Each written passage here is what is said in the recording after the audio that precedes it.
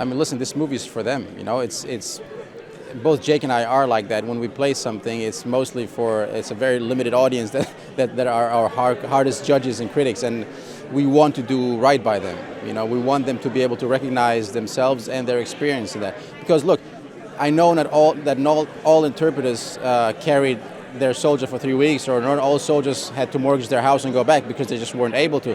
But all interpreters did put their lives at stake every day on the ground. All American soldiers did put their lives at stake every day on the ground, trying to do the right thing. And you know, from the bottom of my heart, I hope that they can recognize that in this movie. If they can do that, then I'm happy. They had me at hello. I mean, it's I can't lie. It's Guy Ritchie. You know, he's one of the world's best filmmakers, and Jake Gyllenhaal, arguably one of our generation's best actors. So they had me at hello.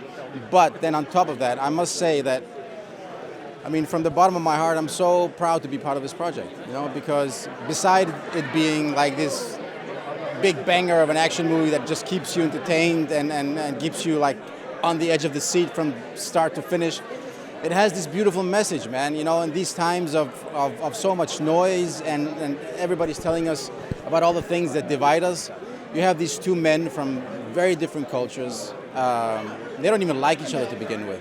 You know, we all can relate to that, you know.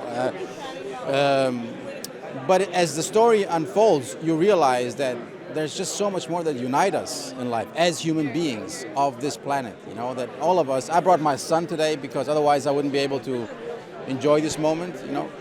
All we want to do is we want to provide our children with opportunities that we didn't have ourselves.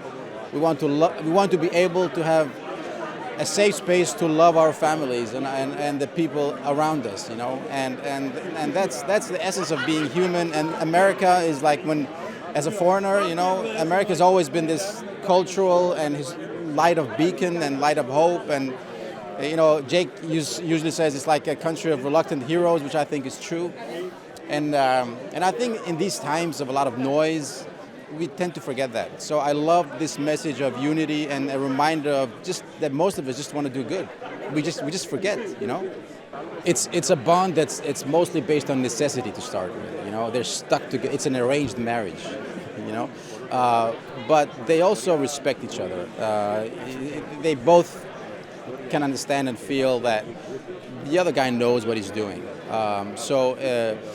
Once then they are stuck in this situation of life and death, you see them making the right choices, and that's how the bond develops. But I love it's very unsentimental. It's not like, oh, I'm going to do good and I'm going to show you that I'm a good person, or I really like you because you know. It's none of that. It's goodness through action, which is how we work as human beings. That's how we are. We don't laugh on purpose or cry on purpose. It happens to us.